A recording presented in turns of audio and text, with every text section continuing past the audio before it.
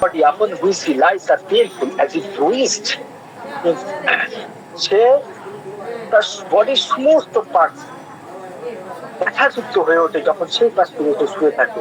সেটা মনে হয় যেন থেতলে গেছে, এতটা ব্যথা সে ফিল করে এবং সেই পাশ ফিরে সে শুইতে পারে না, যে পাশটা তাকে আক্রান্ত করে। যে হয়তো কোমরে ব্যথা আছে, তাহলে কোমরে ব্যথার ক্ষেত্রে এইরকম ধরনের সোরনেস প্রডিউস করবে, রাইট? এই ধরনের ব্যথা ক্রিয়েট করবে।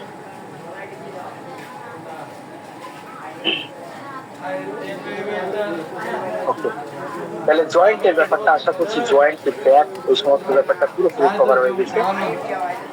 পরবর্তী হচ্ছে যে দেখেন, পরবর্তী স্লাইড হচ্ছে, স্লাইডটা দেওয়া নেই। আমাদের বাড়ির বাচ্চাদের অনেকের মধ্যে একটা ব্যাড হ্যাবিট আছে, তারা মোবাইলে ঘন্টার পর ঘন্টা গেম খেলে। গেম, এবং অনেকেই আছে যারা অফিসে কাজ করে, ঘন্টার পর ঘন্টা ল্যাপটপের সামনে তাকে বসে থাকতে হয়। ইভেন অনেক মায়েরা আছে যারা নানান ধরনের সূচের কাজ করে থাকে, রাইট? এর ফলে কি হয়, এই যে ঘন্টার পর ঘন্টা একটা জিনিসের দিকে, একটা ছোট্ট জিনিসের জন্য মানুষ যখন তাকিয়ে থাকে, তখন তার চোখের উপরে এক ধরনের স্ট্রেস প্রডিউস হয়, এক ধরনের এক্সজশন হয়, খুব সাস্টেট হয়ে যায়। অর্থাৎ যে অকুলার যে মাসেলস গুলো আছে, সেই মাসেলস গুলোর মধ্যে যে ফাইব্রাস টিস্যু আছে, সেই ফাইব্রাস টিস্যু গুলো দুর্বল হয়ে পড়ে। সেখানে এক ধরনের স্ট্রেস প্রডিউস হয়, যেমন জয়েন্টের মধ্যে যেরকম মস্তিষ্কগুলো যেরকম স্ট্রেস হয়, ওই রকম টাইপের ওই চোখটাকে যে সমস্ত মাসেলস গুলো ধরে রেখেছে, তার মধ্যে এক ধরনের স্ট্রেস প্রডিউস হয়। এর ফলে কি হয়, চোখের মধ্যে এক ধরনের বিচ্ছিরি ধরনের একটা যন্ত্রণা হয়। ইভেন সেখানে প্রচুর পরিমাণে বার্নিং পেন প্রডিউস হয়। ইভেন ডক্টর রিফিলকাস বলেন এবং অন্যান্য লেখকরা বলেন, লাইক বলস অফ ফায়ার, লাইক বলস অফ ফায়ার, অর্থাৎ যেন একটা আগুনের গোলা তার চোখের মধ্যে আছে। এগুলো কখন হয়, যারা অতিরিক্ত পরিমাণে পড়াশোনা করে, কম্পিউটারের সামনে, ল্যাপটপের সামনে গেমিং করে, হ্যাঁ, সুচের কাজ করে, ফাইন ওয়ার্ক, অর্থাৎ যেখানটায় চোখকে খুব মানে ধরে রাখা হয়, যেখানটায় চোখে কাজকে খুব সূক্ষ্ম ভাবে নেওয়া হয়, সেই সমস্ত জায়গায় এরকম ধরনের যদি পেশেন্ট আমাদের ক্লিনিকে আসে, তাহলে আমাদের একবার রুটার কথা চিন্তা ভাবনা করা উচিত, সেখানে রুটা যায় কিনা। It's a beautiful medicine for this type of eye ache.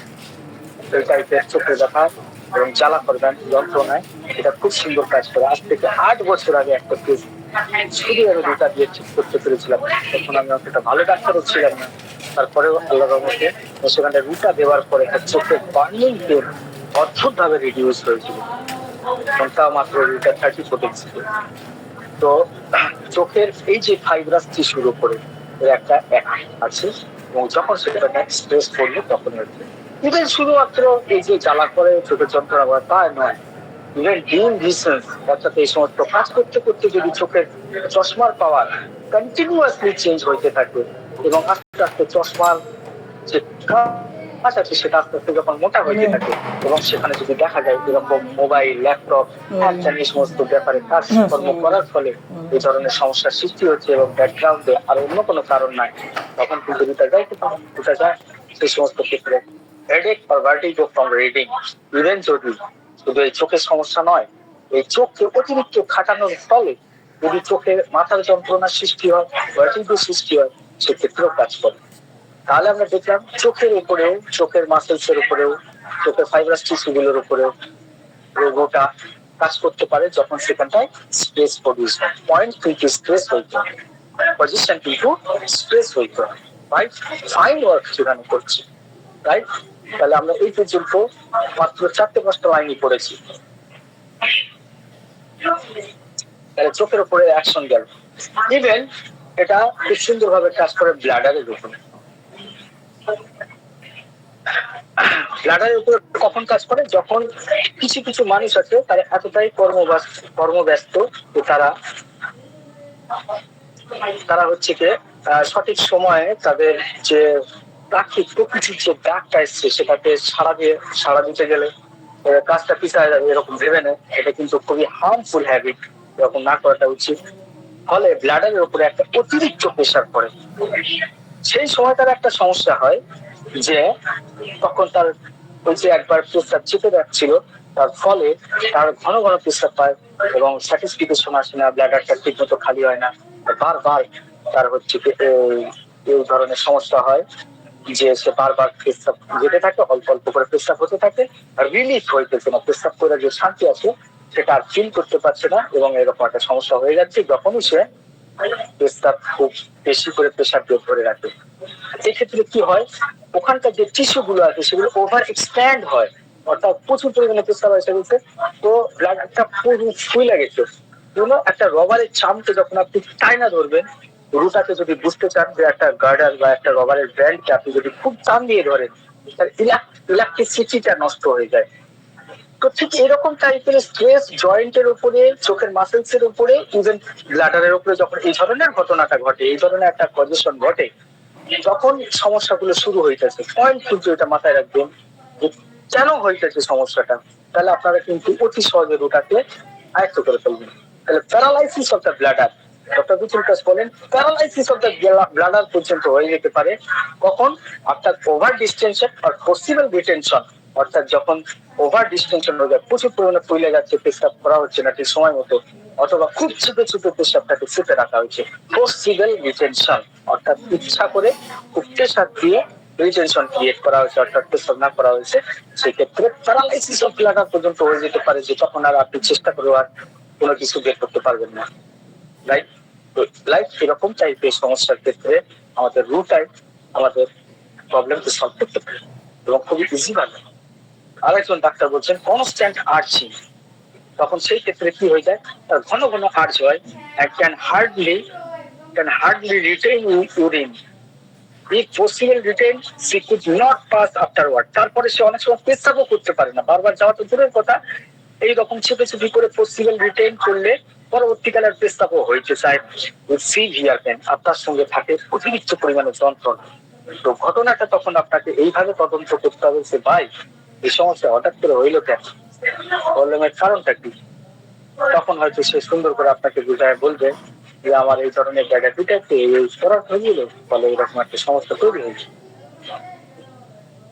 তাহলে আমরা দেখলাম ব্লাডারের উপরেও আমাদের রুটার একটা শক্তিশালী ক্ষমতা আছে। আচ্ছা, আমি একটা মিনিট প্রশ্ন, সরি, ল্যাপটপটা তো অফ হয়ে গেছে।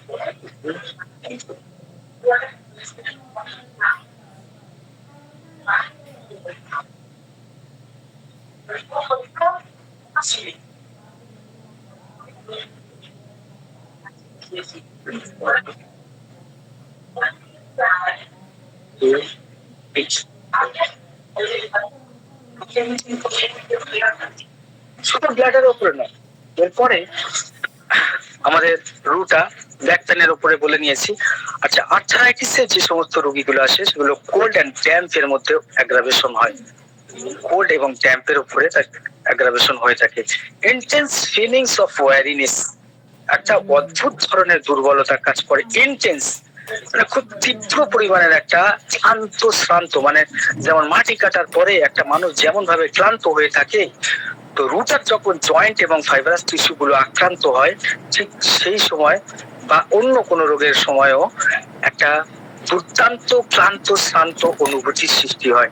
যেমন একটা মানুষ যখন মাটি কাটে, মাটি কাটলে বা কোনো ভারী ভারকম জিনিসপত্র ঘন্টা তিনেক চারেক যদি বয়, তারপরে সে কেমন একটা ক্লান্ত হয়ে যায়, ঠিক কোনো কাজ না করার পরেও রুটা এরকম ফিলিংস তার বডির মধ্যে পায়। একটুখানি চললেই সেই ক্লান্তি, একটুখানি দৌড়াইলেই সেই ক্লান্তি, ভাবাস করে আসে বিছানায় শুয়ে পড়ে, intense feeling of ওয়ারিনেস।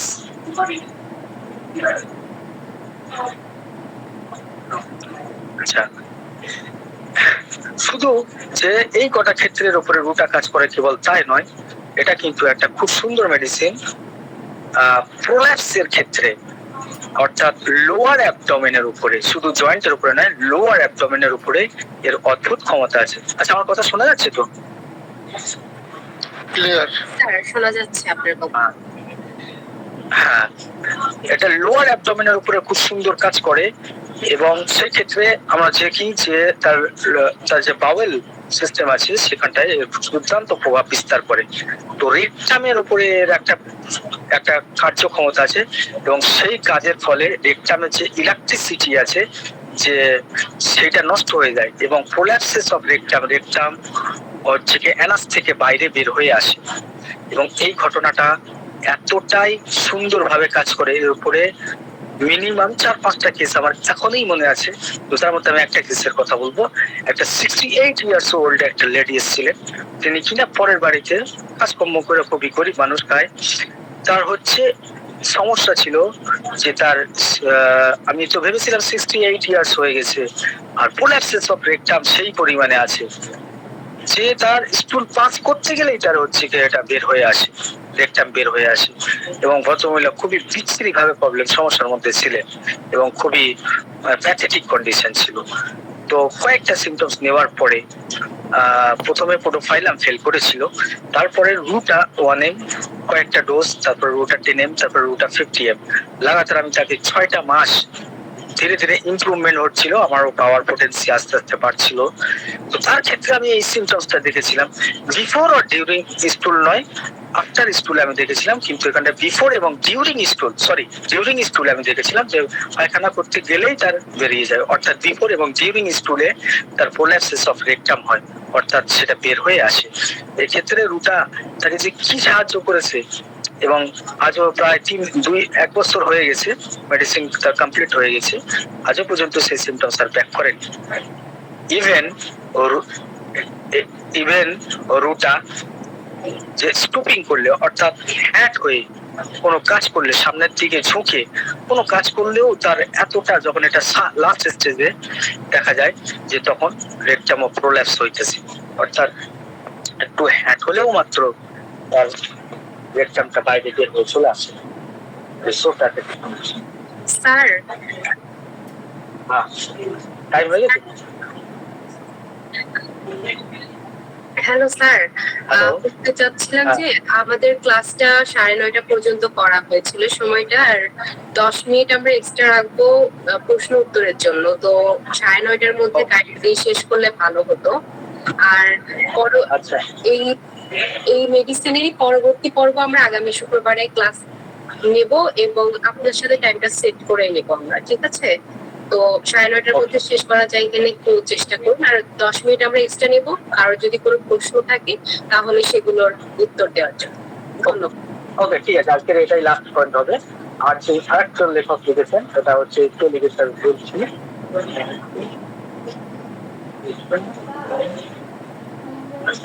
Arching to stool but only rectum prolapse.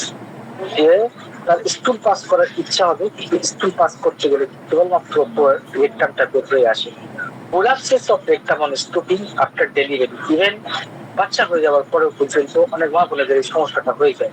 সেক্ষেত্রেও during schools and hard or soft, school চাই নরম হোক চাই শক্ত হোক, তাতে কোনো যায় আসে না, রেকটাম প্রোল্যাপস ঘটেই ঘটে। বিশেষ often escape when stooping. The painful swelling of the spleen and cancer of lower blood and lower bowel, even যদি রেকটামে ক্যান্সার পর্যন্ত হয়ে যায়, রুটা সেখানে উঠবে তার অ্যাকশনটা থাকে। স্ট্রিকচার অফ রেকটাম, তো রেকটামের যাবতীয় সমস্যার ক্ষেত্রে আমাদের রুটা যায় কিনা একটু চিন্তা ভাবনা করা লাগবে। তো ঠিক আছে, তাহলে আজকের যেহেতু টাইমটা খুবই শর্ট, আজকে তাহলে এখানটাই ক্লাসটা স্টপ করছি। আমি যতটুকু বলেছি তার মধ্যে যদি কারো কোনো প্রশ্ন থাকে সেটুকু আপনারা প্লিজ বলেন, আমি যতটুকু চেষ্টা করবো আমি প্রশ্নের উত্তর দেওয়ার জন্য। Thank you.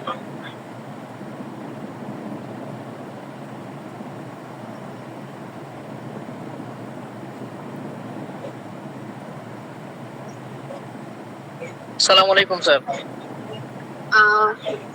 আমরা এতক্ষণ স্যারের আলোচনা শুনলাম, তো এখন আপনাদের যদি কারো কোনো প্রশ্ন থেকে থাকে তাহলে অবশ্যই আপনারা হ্যান্ড রাইজ করুন, আমরা একটু দেখি যে কাদের কাদের প্রশ্ন আছে।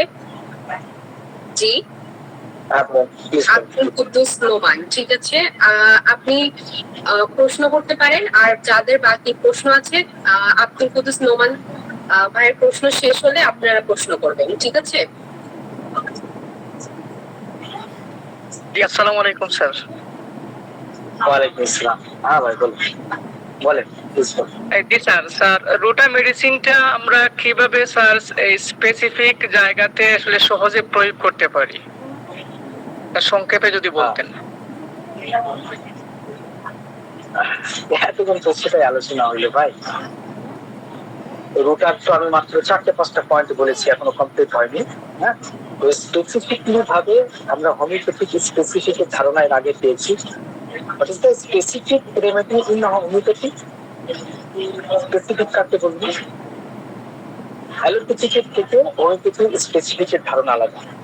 তো বলছে স্পেসিফিক রেমেডি হচ্ছে সেটাই যেটা কিনা সেই সময়কার সমস্ত সিমটমসের দিকে দৃষ্টি রেখে সব থেকে বেশি সিমিলার যেটা হইবে সেটাই হবে স্পেসিফিক রেমেডি সেই রোগের জন্য। রুটার স্পেসিফিক রেমেডির ক্ষেত্রে আমরা যদি চিন্তা ভাবনা করে থাকি তাহলে রুটার এই সমস্ত জায়গাগুলো হচ্ছে তার স্পেসিফিক। এবং সব থেকে গুরুত্বপূর্ণ যে বৈশিষ্ট্যটা আমি আগেই বললাম যে ফাইব্রাস টিস্যু টেন্ডন জয়েন্ট পেরিস্টিয়ামের উপরে যখন এইরকম অ্যাকশন থাকবে যে সেখানে বুরসাইটিস গ্যাংলিয়ন, সেখানে ব্রুইস্টিসোর, রেস্টলেস পেন এই সমস্ত থাকবে, তখন আমরা রুটার কথা চিন্তা করতে পারি। এগুলো সবই তো স্পেসিফিক কারণ আছে যে আপনি বার্নিং পেন ইন আই, যেখানে স্ট্রেস প্রডিউস হচ্ছে সেই জায়গায় যদি চোখে জ্বালার পর যন্ত্রণা হয় সেখানে তো রুটা স্পেসিফিক হয়ে যায় না। সাইন সিমটমস আমি যে কথা বলতেছি 5টা 6টা 7টা 8টা পয়েন্ট, এই কয়টার মধ্যে যখনই দেখবেন তখন রুটা সেই জায়গায় স্পেসিফিকলি কাজ করবে। আমার কথাটা বুঝছেন ভাই? জি স্যার, স্যার বুঝতে পারছি স্যার। ওই যে স্যার ব্রায়োনিয়া যেভাবে তার কিনুর আছে, যেমন বিশ্রাম চায়, নড়াচড়ায় বৃদ্ধি হয়, ঠিক বিপরীত ভাবে রাজটক্স, মানে এরকম জানতে চাইছিলাম যে আসলে এই মেডিসিনটা যে সেক্ষেত্রে আপনি যদি পেন সেক্ষেত্রে আপনি যদি কোনো কিছু মনে রাখতে চান যে এটাকে আমি জয়েন্টের পেনের উপরে প্রয়োগ করব, তাহলে সেই ক্ষেত্রে আপনি বেশিরভাগ তো আর্থারাইটিস টাইপের পেন গুলো বেশি প্রডিউস হয়। আর্থারাইটিস, তারপর হচ্ছে রিউমাটয়েড আর্থারাইটিস, তারপরে অস্টিওপোরোসিস, এই সমস্ত লক্ষণগুলো যেখানটায় জয়েন্ট এবং হাড়ের ইনভলভমেন্ট থাকে সেই জায়গায় আপনার একটা পিকিউলিয়ার সিমটমস আপনি মাথায় রাখতে পারেন যে লাইক আর্নিকার মতো তার ব্যথা যন্ত্রণা কষ্টের প্রকৃতি, কিন্তু উইথ রেস্টলেসনেস, কিন্তু তার সাথে আছে তার অস্থিরতা। রাইট, রেস্টলেসনেসটা থাকেই থাকে এবং ভয়ঙ্কর ধরনের স্টিফনেস থাকে।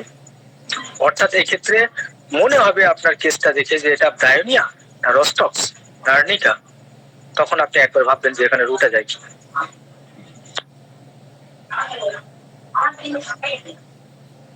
ওকে জি, আর কারোর কোনো প্রশ্ন আছে?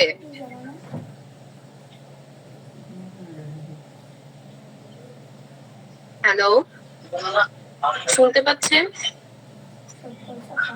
আর কারো কোনো প্রশ্ন? স্যার একজন মেসেজ করেছে দেখলাম, শ্রীকৃষ্ণ চন্দ্র শাহ, উনি আপনাকে কিছু প্রশ্ন করেছেন।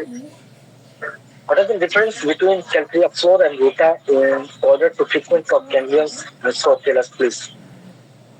আচ্ছা, রুটা এবং ক্যালপিরিয়া ফ্লোরের মধ্যে কি ধরনের পার্থক্য আছে ভাই? আমি কম্পারেটিভ মেডিসিনের সাথে নিয়ে নেবো নেক্সট আমাদের যে রুটার এপিসোডটা হবে, সেক্ষেত্রে আপনি এখন তো রুটা কমপ্লিট হয়নি, যেটুকু পড়ানো হয়েছে তার মধ্যে প্রশ্ন করেন, এটা বলা যায়, কিন্তু যেহেতু আমাদের টাইম খুব শর্ট, এটা আলোচনা তো এটাকে পরে করতে পারবো। সবার উদ্দেশ্যে একটা কথা বলতে চাই, আসলে রুটা একটা মেডিসিন, এই মেডিসিনটা অনেক বড় এবং এটার ডিটেলস আজকের ক্লাসে আলোচনা করা হয়নি, এটার আরেকটি পর্ব আগামী শুক্রবার করা হবে। সো আজকে যেটুকু আলোচনা করা হয়েছে আশা করি আপনারা এর মধ্যে থেকে প্রশ্ন করবেন, আর বাকি আলোচনা যেহেতু আগামী শুক্রবারে করা হবে তখন আপনাদের আরো যা যা প্রশ্ন থাকবে তখন স্যারের থেকে জেনে নেন। তবে আজকে যাদের আরো প্রশ্ন আছে তারা আজকের টপিকের উপরে প্রশ্ন করবেন আশা রাখছি। তো জাকারিয়া হুসাইন উনি হাত তুলেছেন, উনি হয়তো কিছু জানতে চান বা প্রশ্ন করতে চান, স্যার একটু দেখবেন। হ্যাঁ বলেন প্লিজ। স্যার বলছি, আপনি আপনার অভিজ্ঞতা শেয়ার করলেন এখানে রুটার পেশেন্টের যে প্রথমে 1M 10M 50M, এই ক্ষেত্রে কি স্যার রুটার আমরা যখনই কোনো পেশেন্টকে শনাক্ত করতে পারবো এটা আসলে রুটার এখানে অ্যাপ্রোপ্রিয়েট হবে প্রয়োগ করা, এই ক্ষেত্রে কি আমরা মাত্রা 1M থেকে শুরু করবো এরকম কোনো কিছু নাই স্যার? আপনি একটু ক্লিয়ার করলে ভালো হতো sir. Okay, thank you very much Zakaria ভাই। অ্যাকচুয়ালি পাওয়ার এবং পোটেন্সি এবং হচ্ছে কি মাত্রা এবং ডোজ যাই বলেন আপনারা, এইগুলো কিন্তু অ্যাকচুয়ালি ডাক্তারদের অভিজ্ঞতার উপর নির্ভর করে এবং সব থেকে বেশি নির্ভর করে যে আমার পেশেন্টের আমাদের ইন্ডিভিজুয়াল করতে হয় না যে পেশেন্টের ক্ষমতা কেমন আর ওষুধের ক্ষমতা কেমন আর যে ডিজিজটা নিয়ে এসছে সেটার স্টেজ কেমন। তারপরেও অনেক কিছু ফ্যাক্ট এখানটায় পাওয়ার পোটেন্সির ক্ষেত্রে বিবেচনা করতে হয়। তার মধ্যে একটা অন্যতম ব্যাপার হচ্ছে যে সিমটমস এর ক্লিয়ারিটি কতটা। কেসের মধ্যে যদি দেখা যায় স্বচ্ছভাবে রুটা উঠে আসছে সেক্ষেত্রে আমরা হায়ার পোটেন্সিতে ইজিলি যেতে পারি। কিন্তু যেখানে দেখা যায় যে না এটা পরবর্তীকালে চেঞ্জ হয়ে যেতে পারে, এটা ক্যালকেরিয়া ফসের সাথে কমপ্লিমেন্টারি আছে, রুটা হয়তো পরবর্তীকালে ক্যালকেরিয়া ফস চাইতে পারে এবং এক্সাক্ট এই মেডিসিনটার কয়েকটা সিমটমস আমি মিস করতেছি, সেক্ষেত্রে একটু নিম্ন পাওয়া যাওয়াটাই উচিত বলে আমার মনে হয়। কেননা খুব অত্যাধিক পাওয়ার দিলে পরবর্তীকালে যখন আমার কোনো কমপ্লিমেন্টারি বা তার কাজটাকে কমপ্লিট করা লাগে আরেকটা ঔষধের দরকার পড়ে, তখন এটা হায়ার পোটেন্সিতে থাকলে অসুবিধা ক্রিয়েট করতে পারে, তাই না? তো যেখানটায় যেমনটা দরকার সেখানটায় তেমনটা দিতে হয়। এবার কিছু ফ্যাক্ট আছে, আমি কিছু কিছু ক্লাসও নিই পাওয়ার এবং ডোজ সম্পর্কে, যে পোটেন্সি এবং ডোজ সম্পর্কে একটা আলাদা ক্লাসও করা যাইতে পারে, সেখানটায় বিস্তারিত ভাবে বলা যেতে পারে যে কোন ক্ষেত্রে আমাদের কোন মেডিসিনটা লাগে। তবে মোটামুটি এটুকু ধারণা থাকলে হবে যে কেস যদি খুব ক্লিয়ার থাকে তাহলে সেখানটা আমরা হায়ার পোটেন্সি দেবো, বেকার বৃথা সময় নষ্ট করবো না। আর যেখানটা দেখা যাবে কিসের মধ্যে একটু অস্বচ্ছতা আছে, ঠিকঠাক ভাবে প্রকাশিত হচ্ছে না সিমটমস গুলো, কিছু একটা ল্যাকিংস থাকছে, সেখানটায় নিম্ন পোটেন্সি থেকে শুরু করলেই ভালো। তারপরে আবার আছে লেভেল অফ হেলথ, রোগীর স্বাস্থ্যের অবস্থা কি, এটা কিন্তু খুব গুরুত্বপূর্ণ ম্যাটার করে।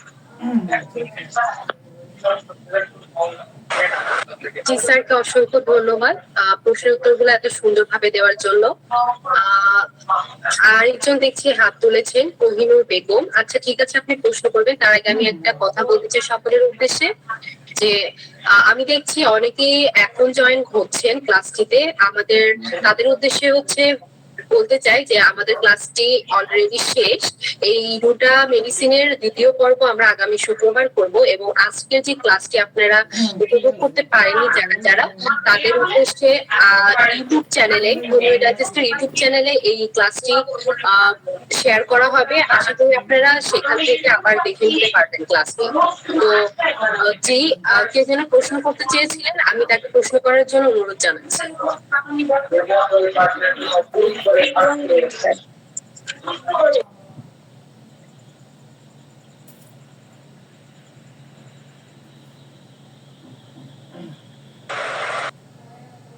জি আতিকুর রহমান প্রশ্ন করেছেন, পাওয়ার অর পোটেন্সি ক্লাস সে sir.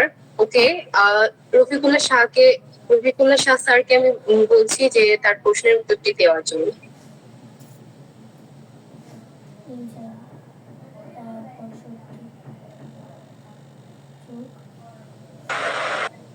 Sorry, Atikur Rahman sir বলেছেন পাওয়ার আর পোটেন্সি ক্লাস চাই। ওকে, আপনার লেখাটা আসলে বোঝা যাচ্ছে না ঠিক মতো। ঠিক আছে, আমরা চেষ্টা করব এই বিষয়ের উপর ক্লাস নেওয়ার। তো আর কার কার প্রশ্ন আছে প্লিজ হাত তুলুন। আমার একটা প্রশ্ন, সময় প্রায় শেষের দিকে চলে এসেছে।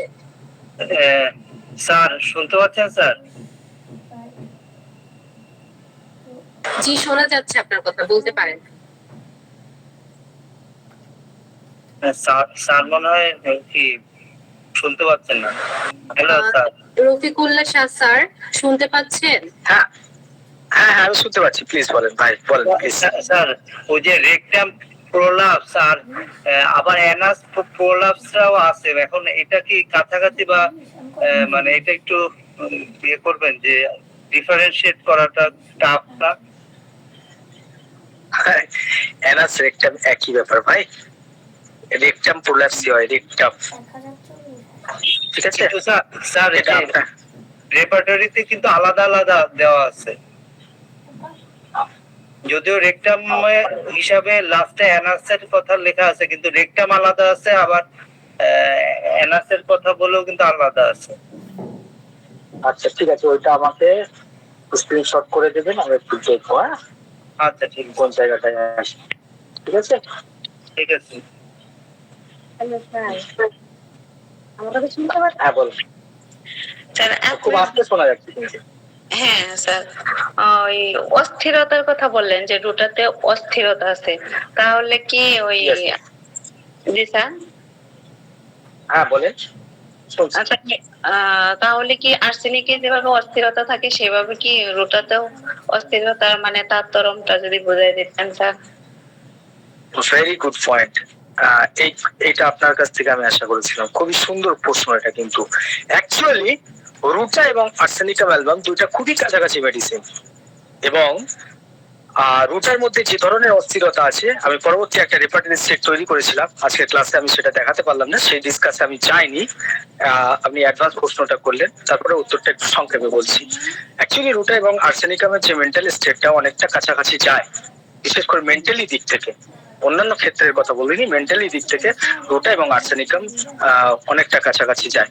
কিন্তু রুটা হচ্ছে কোম্পানি অ্যাভারশন, অর্থাৎ সে কোনো ধরনের কোম্পানি পছন্দ করে না। কিন্তু আর্সেনিকাম অ্যালবাম ডিজায়ার, অর্থাৎ সে কোম্পানি চায়। মেন্টালি দিক থেকে যদি আমরা পার্থক্য তৈরি করতে পারি, তাহলে আমরা এই কথাটা বলতে পারি যে এখানটায় ডক্টর বিজলিকাস নিজে লিখেছেন যে সে কোম্পানি অ্যাভারশন করে, সে অতটা কোম্পানি চায় না, তার পছন্দ না, একা থাকতে চায়। হ্যাঁ, কিন্তু আর্সেনিকাম অ্যালবাম পছন্দ করে। এছাড়াও ফিজিক্যাল দিক থেকে আর্সেনিকাম অ্যালবামের যে ইউনিক ক্যারেক্টারিস্টিক অফ থার্স্ট আছে, হ্যাঁ, রুটার মতো থার্স্ট আছে। রুটার মধ্যে লার্জ কোয়ান্টিটিস অফ কোল্ড ওয়াটারের থার্স্ট আছে। আর্সেনিক অ্যালবাম লার্জ কোয়ান্টিটিস না, হ্যাঁ, স্মল কোয়ান্টিটিস। এইভাবে ফিজিক্যাল থেকে আমরা পার্থক্য করতে পারি। কিন্তু কিন্তু আর্সেনিক অ্যালবাম কিন্তু আবার গরমের মধ্যে, হটের মধ্যে অ্যামালেশন আছে। কিন্তু রুটা গ্রাভিটিসের হট পরিস্থিতির মধ্যে, বা যেটা গরম ঘরের মধ্যে ঢুকলে তার মধ্যে এক ধরনের অ্যাংজাইটি ক্রিয়েট করে, সে অস্থির হয়ে যায়, সে প্যানিক করে, সে অস্থির লাগে, সে বাইরে বেরিয়ে আসে, এরকম ধরনের। কিন্তু আর্সেনিকাম এরকম করে না গরমের মধ্যে। তো এরকম ভাবে রুটার সঙ্গে আর্সেনিকামের একটা ম্যাচিং থাকলেও আপাত দৃষ্টিতে তার মধ্যে একটা ক্লিয়ার কাট ডিফারেন্স আছে, সেটা আমি নেক্সট ক্লাসে আরো স্পষ্ট করব। হ্যাঁ বলেন প্লিজ। ধন্যবাদ স্যার। জি, আসসালামু আলাইকুম স্যার। জি স্যার, আর্সেনিক অ্যালবামের অস্থিরতাটা মৃত্যুর ভয় থেকে তৈরি হয় স্যার। মানে এই যে ফিয়ার অফ ডেথ এবং রেস্টলেসনেস এর দুইটা রুব্রিকের এই মধ্যে আলোচনা করলে বা বিশ্লেষণ করলে বোঝা যায় যে আর্সেনিকের অস্থিরতাটার কারণ হচ্ছে যে তার মৃত্যুর ভয়, অন্তিম কালের মতো যেমন মৃত্যু, সে মারা যাবে এই জন্য অস্থিরতা। কিন্তু স্যার রুটাতে তার অস্থিরতাটার কারণ কি, বা কেন সে অস্থির এটা জানতে চাই স্যার। এখন আমরা কিন্তু মেন্টাল পার্টটা এখনো আলোচনা করিনি ভাই, এটা কিন্তু আমাদের নেক্সট ক্লাসের প্রশ্ন। হ্যাঁ, জি স্যার, ধন্যবাদ ধন্যবাদ। ঠিক আছে। স্যার আপনাকে অসংখ্য ধন্যবাদ আমাদেরকে এতক্ষণ সময় দেওয়ার জন্য। অলরেডি আমাদের ক্লাসের টাইম শেষ। তো রফিকুল্লাহ স্যারকে অসংখ্য ধন্যবাদ জানাচ্ছি। সে তার এত ব্যস্ততার মাঝে, তার চেম্বারের মাঝেও তার মহামূল্যবান সময় আমাদেরকে দিয়েছেন, এই জন্য অসংখ্য ধন্যবাদ। আর স্টুডেন্টদের উদ্দেশ্যে বলতে চাচ্ছি আপনাদেরকে অসংখ্য ধন্যবাদ আমাদের সাথে যুক্ত হওয়ার জন্য। এরকম মেডিকেল আরো বিভিন্ন মেডিকেল ক্লাস সহ আরো বিভিন্ন সাবজেক্টের ক্লাস পেতে হলে আমাদের সাথেই থাকতে হবে। এবং বিশেষ করে হোমিওডাইটিস স্টুডেন্ট ফোরামে আপনারা বিভিন্ন ক্লাস পাবেন, আমরা বিভিন্ন ক্লাসের আয়োজন করব। আর আমাদের আজকের যে মেডিসিন রুটা, এটা নিয়ে আজকে ফুল আলোচনা করা হয়নি। এর বাকি পার্টটা আমাদের আগামী পর্বে, অর্থাৎ আগামী শুক্রবারে ইনশাল্লাহ টাইম আপনাদের জানিয়ে দেওয়া হবে, সেখানে আলোচনা করা হবে। আমরা আশা করছি আপনারা সকলে আমাদের সাথে থাকবেন। এবং এই ক্লাসটা যদি আপনারা আবারও দেখতে চান, তাহলে আমাদের কালকে হোমিওডাইজেস্টের ইউটিউব চ্যানেলে আমাদের ক্লাসটা শেয়ার করা হবে। আশা করছি আপনারা সেখানে দেখবেন এবং আমাদের আরো বিভিন্ন ক্লাসে উপভোগ করতে চাইলে অবশ্যই আমাদের সাথে থেকে সহযোগিতা করবেন। তো সবার উদ্দেশ্যে সবাইকে ধন্যবাদ। আশা করছি সবাই ভালো থাকবেন, সুস্থ থাকবেন। আজকের ক্লাস এই পর্যন্তই। শুভরাত্রি। আসসালামু আলাইকুম। ধন্যবাদ, শুকরিয়া, অভিনন্দন।